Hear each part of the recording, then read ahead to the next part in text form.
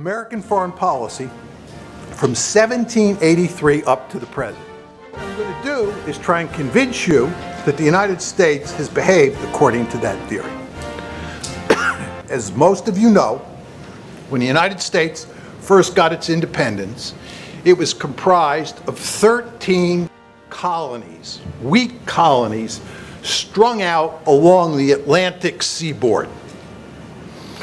What happened between 1783 and 1853 is that the United States marched across the continent from the Atlantic Ocean to the Pacific Ocean and murdered huge numbers of Native Americans, stole their land, went to war against Mexico in the 1840s, and stole what is today the southwest of the United States from Mexico. We invaded Canada in 1812. One of the main reasons we invaded Canada in 1812 was to make Canada part of the United States. The reason that Ottawa is the capital of Canada and Toronto is not the capital of Canada is that the Canadians expected, actually the British who were in charge at the time, expected us to pay a return visit sometime in the 19th century and try to conquer Canada.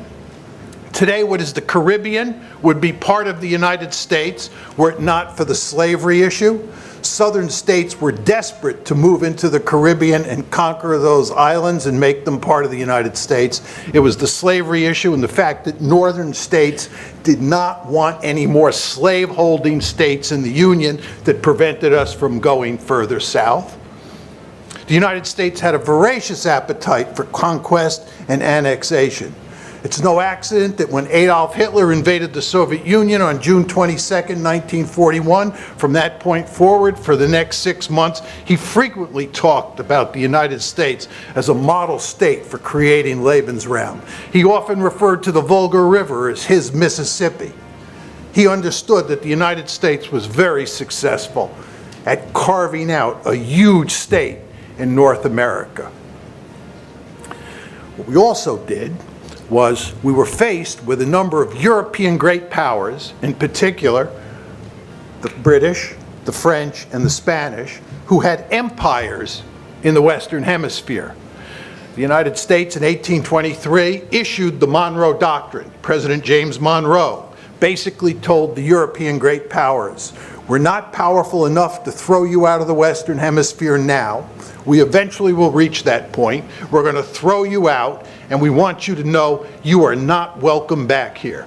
This is our hemisphere, and distant great powers are not allowed in the Western Hemisphere.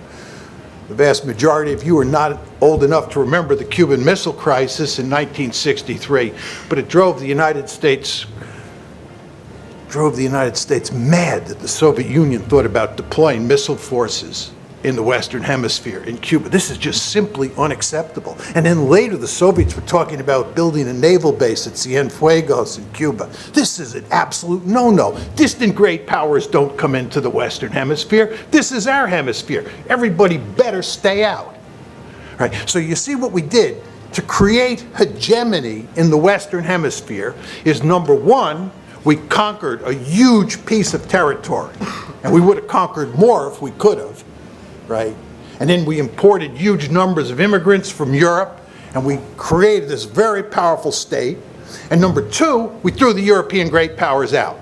The last act in that process was the Spanish-American War in 1898, where the Spanish Empire was finished in the Western Hemisphere. The British and the French were finished long before that.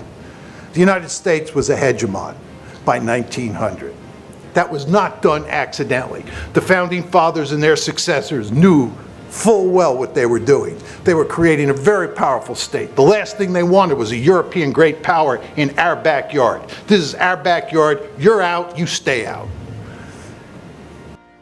But I told you there are two things that a great power wants to do. One is establish regional hegemony, and we did that. And the second is to make sure that you don't face a peer competitor. Well, the United States faced 4 peer competitors in the 20th century. And the United States played a key role in putting all four of those countries on the scrap heap of history. Imperial Germany, Imperial Japan, Nazi Germany, and the former Soviet Union. In 1917, we entered World War I, in part because we understood that Germany was on the verge of winning World War I, and the United States would not tolerate a Germany dominating all of Europe, because as I told you before, a Germany that dominates all of Europe is free to roam. So we entered World War I, and I believe we played the critical role in tipping the balance at the very end of the war against Germany. In World War II, we played the principal role for sure in defeating Imperial Japan in the Pacific half of World War II. And with regard to the European half of that war, the Soviet Union played the key role in defeating Nazi Germany. There is no question about that. The Soviet Union paid the blood price for defeating Germany between 1941 and 1945. But nevertheless, the United States played a very important role, and Britain played a very important role. We were determined to make sure that Nazi Germany did not dominate Europe, just as we were determined to make sure that Imperial Germany did not dominate Europe. And then came the Cold War. The United States played the principal role in containing the Soviet Union, both in Europe and in Asia, during the Cold War.